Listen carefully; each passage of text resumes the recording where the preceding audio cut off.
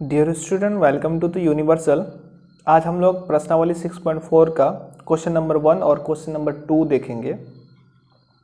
और सारे जो इस एक्सरसाइज में क्वेश्चन है जिस प्रमेय पे ये बेस्ड है उसको भी मैंने बता दिया। जो सब नहीं देखे हैं आप जाके देख सकते हैं। वो है समरूप त्रिभुज के क्षेत्रफलों का अनुपात जो होता है उसके संगत भुजा के अनुपात के स्क्वायर के बराबर होता है। ठीक है, बहुत ही सिंपल है। मैंने उसको प्रूव करके भी दिखाया है अच्छे से। आप लोग नहीं देखे हैं तो जाके देख सकते हैं। और जो सब नए हैं कृपया इस चैनल को सब्सक्राइब कर लें और बेल आइकन को दबा लें।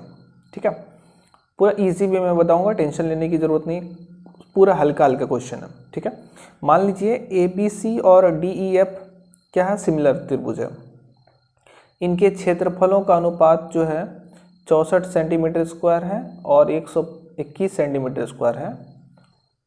यदि EF 15.4 सेंटीमीटर है तो BC ज्ञात कीजिए। देखिए, बहुत ही सिंपल क्वेश्चन है, आपको ज़्यादा टेंशन की ज़रूरत नहीं है। ABC है, ABC, और आप ये पकड़ के चलो DEF है। क्या दिया हुआ?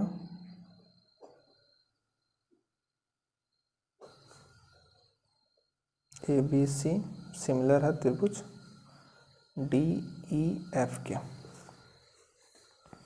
ज्ञात करना है ना।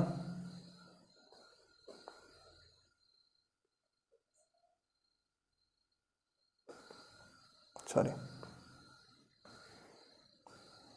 BC is equal to what, और क्या दिया है इसमें? EF is equal to 15.4 centimetre.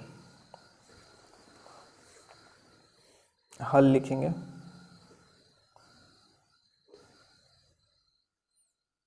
ठीक है,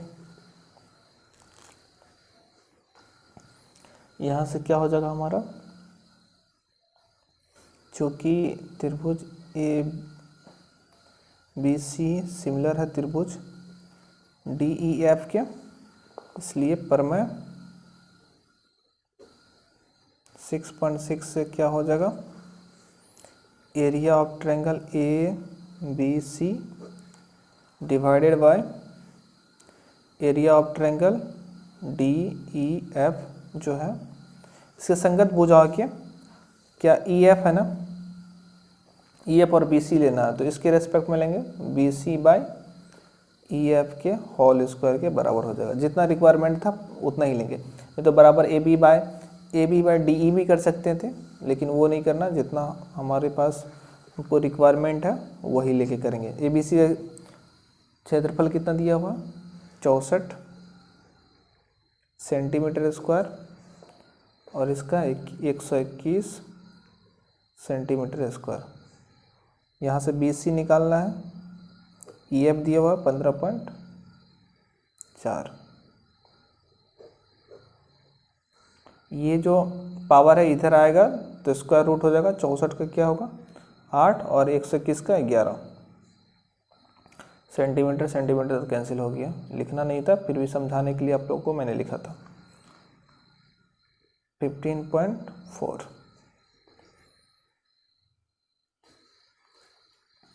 अब इसको अगर दशमलव उड़ाएंगे तो ये आप देख सकते हैं 14 बार में कैंसिल हो जाएगा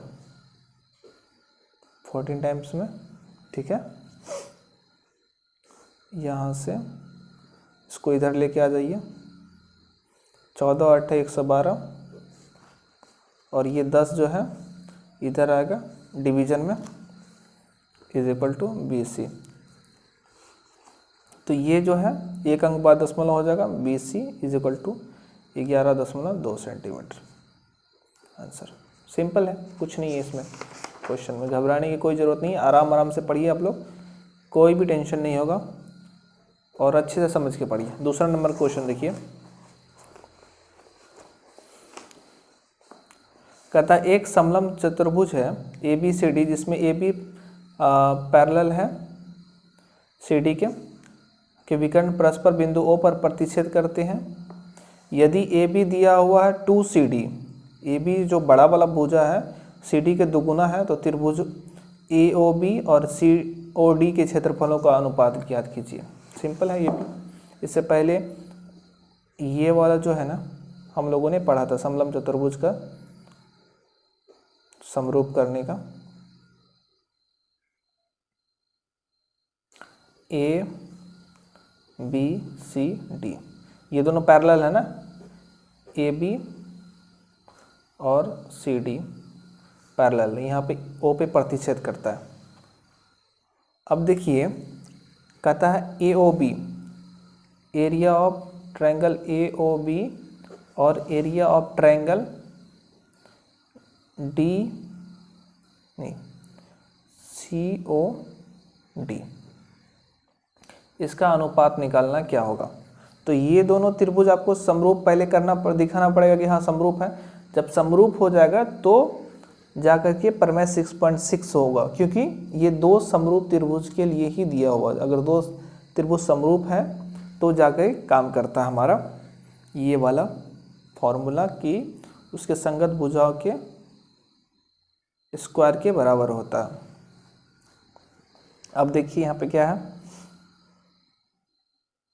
लिख देंगे, दिया है। जो सब लिखने का मन है आप लिख सकते हैं, ये एडिशनल इन्फॉर्मेशन है, इससे ज़्यादा फर्क नहीं पड़ता। दिया है समलंब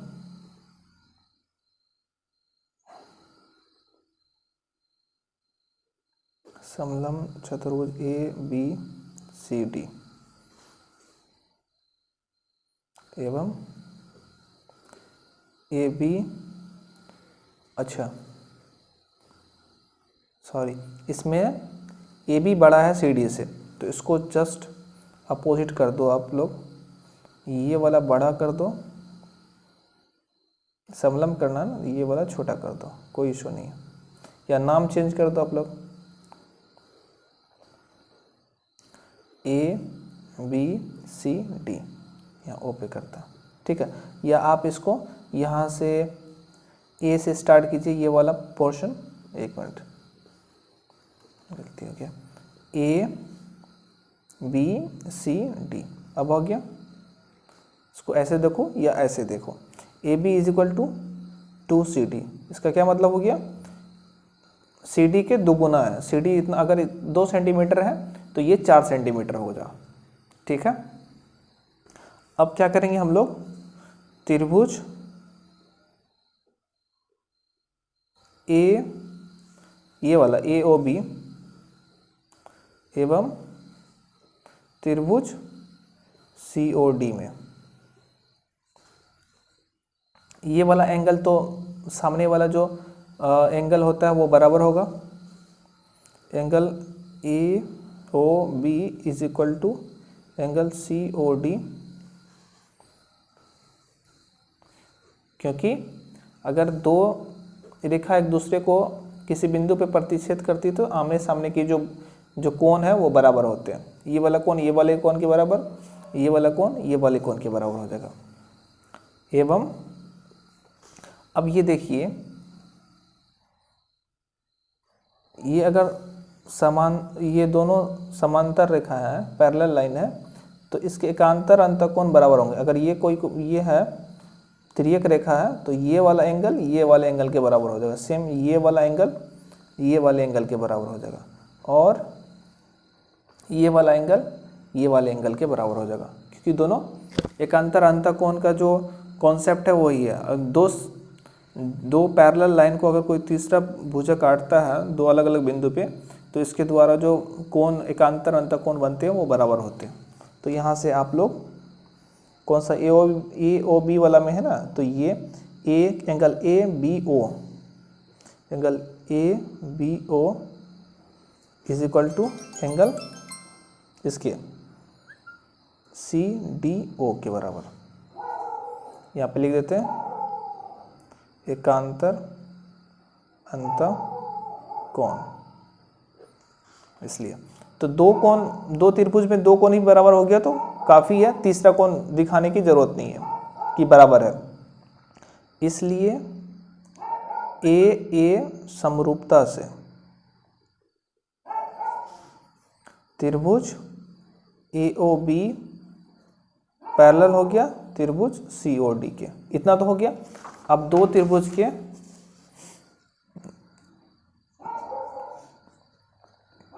और अब area of triangle AOB by area of triangle COD क्या हो जाएगा? इसके संगत भुजा, कोई भी भुजा आप ले लो, लेकिन यहाँ पे क्या करना है, ये वाला पोर्शन लेना है। ये वाला भी पोर्शन ले सकते थे, लेकिन इसमें संबंध नहीं दिया हुआ। संबंध किस में दिया? AB और CD में। तो AB यहाँ देखिए, AB और CD में लेंगे तो AOB वाला में AB बाय CD का होल स्क्वायर, इसका जो AB बाय CD का होल स्क्वायर, और क्या दिया हुआ? AB टू CD के बराबर, CD का होल स्क्वायर। CD कैंसिल हो गया, चूँकि AB बराबर 2CD, इसलिए ये होगा 4:1। यही हमारा आंसर हो गया।